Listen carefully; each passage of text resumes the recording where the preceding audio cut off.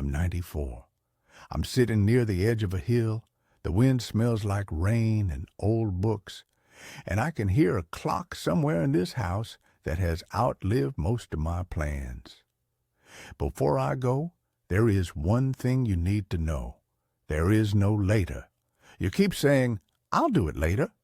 And later is a trick we tell ourselves until the trick runs out. Stay with me.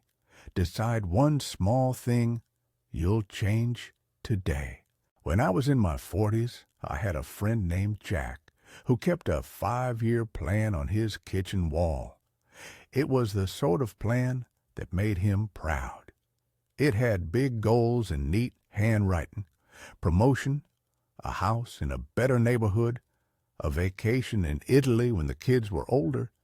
He would pour a glass of whiskey, point to the plan and say, "This is the life." He smoked a cigar on Saturdays and promised himself he would live freely when the calendar allowed it. 3 weeks after a birthday party where he laughed louder than anyone, Jack dropped dead. He was 42.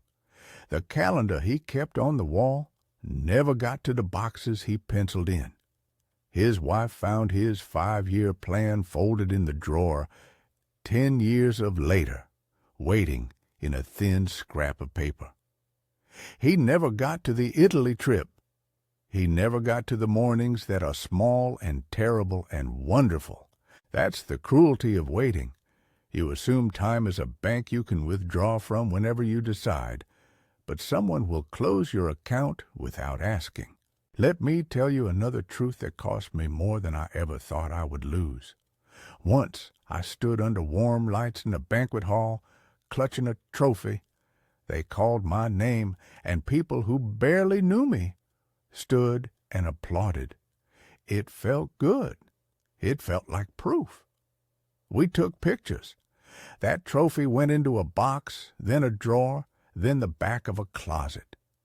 Years later, when I cleared the house to make more room for things that seemed important at the time, it fit into a U-Haul. At the funeral of a man I worked with for 30 years, I watched the hearse go by, and I thought about the absurdity. The things you move in a truck don't get moved into someone's memory.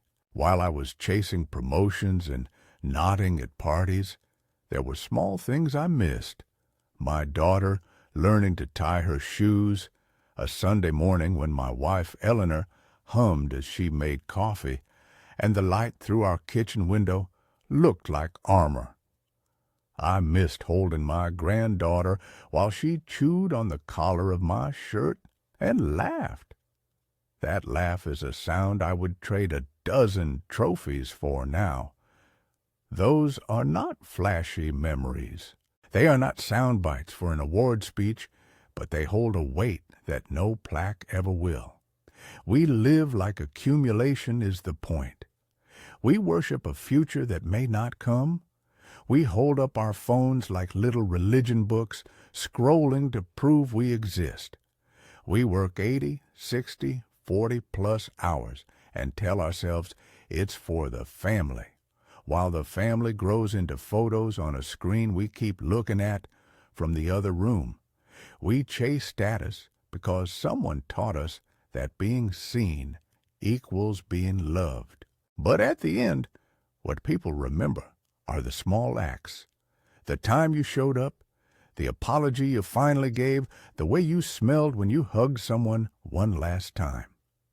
Here is the hard diagnosis and the simple prescription I wish I had lived by sooner. None of this is magic. None of it guarantees anything except a smaller pile of regret. Rule 1. Kill your ego. Your ego is the voice that says you must be perfect, that you must be impressive, that you must wait until you have the right car, the right title, the right Instagram shot to live. The ego will keep you on the sidelines until curtain call. I let mine run the show for too long. I thought attention was the goal and approval was currency. So learn this. The fewer decisions you make to please strangers, the more room you have to love people who are already in your life. Practical example. One I wish I'd practiced. Ask the woman you like out before you rehearse the line 100 times. Start the small business that keeps nagging at you, even if it looks silly. Say, "I did this," without waiting for applause.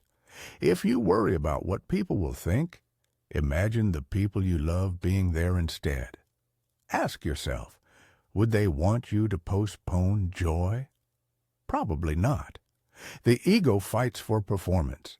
Kill its hold by choosing small, messy courage over staged perfection. Rule 2. Practice the last time. This is a stoic little habit that reorients you. Before you hang up the phone, imagine it's the last time you'll hear that voice. Before you leave the kitchen, imagine it's the last dish you'll wash in that home. The practice isn't morbid. It is clarifying. It makes ordinary things sacred.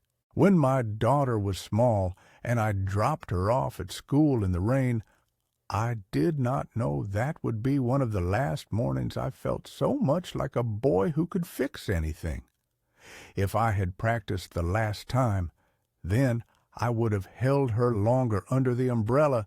I would have tucked her hair behind her ear with more time. You can do this out loud, in your head, quietly, in a note. If this is the last time, what would I do? It teaches you to choose presence over distraction. You don't have to live every moment as if it's the last, but practice often enough, and you'll stop letting the big, quiet things slip. A tiny, concrete habit. Before you hang up the phone with a parent, pause and say one extra sentence. Tell me about something that made you smile this week. That one sentence will change the shape of your days. Before you leave a room, touch your partner's shoulder longer than your hand wants to linger. Notice the steam off your coffee as if you might miss the taste forever. These are small acts. They accumulate into a life people remember. Rule 3. Wake up. So many of us dull ourselves. TV, endless feeds, booze after work, the little comforts that keep the hard parts at bay. You have one body and one mind. Use them now. If you're young and healthy, that is not a guarantee of more time. It's an opportunity. Use it. Learn. Travel. Say the hard thing. Forgive. Forgiveness is not a favor you do for the other person. It's a life hack. It frees up the space that bitterness steals. A concrete wake-up call I acted on too late. I put off calling my mother because I was busy and convinced the conversation could wait. 1 week later, she was gone. I did not get to say everything I wanted. If you have someone alive you love, call.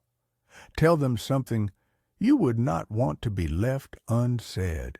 If there's a person you need to forgive, start with a small letter or a small conversation. It will not fix everything, but it will change your days. All 3 rules come down to one practice. Stop living for the future as an excuse. Kill the need to prove yourself. Treat ordinary moments as if they matter. Wake up and choose life now, not later. Here is what I do now at 94, when the days are shorter, but somehow sharper. I make clumsy, deliberate rituals. I practice the last time every morning. I imagine it's the last time I will stir sugar into my coffee, so I notice the first warm breath of steam, the particular shape of the spoon, the way sunlight hits the rim of the cup. I call my daughter not because I owe it or because I need a favor, but because her voice is a place I go to remember the world is still good. I forgive quickly, which is more for me than for anyone else. I refuse to let strangers' opinions dictate my hours. I say, I love you first. I say it until it becomes not an effort, but a habit. Do you think a trophy could ever replace the smell of Eleanor's hair when she leaned her head against my shoulder as we watched the thunderstorm pass? You know the answer. When I close my eyes now, I can hear her humming the same tune she hummed when she thought I was asleep. I can still see my daughter's laugh, quick and bright, like sunlight on a kettle. Those are the things that stay, not the cabinet full of awards, not the email threads of praise, not the ledger of investments. There's a cruel little image that keeps coming back to me. A U-Haul and a hearse. You spend your life packing and repacking belongings, dragging boxes from one promise to the next, and someone straps a ribbon and drives you past the same town you packed up so many times. The things you gather rarely follow you into people's memories. What does follow is time spent, a hand held, a word forgiven, a promise kept. You might hear me and think, he's old. Of course he says this now. Maybe. But I had to learn these things the hard way. I wish I had been kinder to my ego earlier. I wish I had practiced the last time more often. I wish I had woken up sooner. These are not commandments from a mountaintop. They are small, stubborn choices that make the small hours count. So here's what I want you to do right now. Think of someone alive you could call in the next hour. Call them. Tell them something true. If calling feels too big, send a message asking for a coffee date. If forgiveness is sitting heavy in your chest, write one paragraph and send or don't send it. The act of writing loosens the knot. Pick one tiny thing and change it today. I'm 94. I wish I knew this sooner. There is no later. One day you'll do something for the last time and never know it. Practice saying the things you think you'll say later today. Hold the hand. Buy the plane ticket. Tell the story. Tell the joke. Say the apology. Say the love. Tell me in the comments one thing you'll do differently today. What will you change right now? Share it. Not for me, not for theater, but so you make the choice real.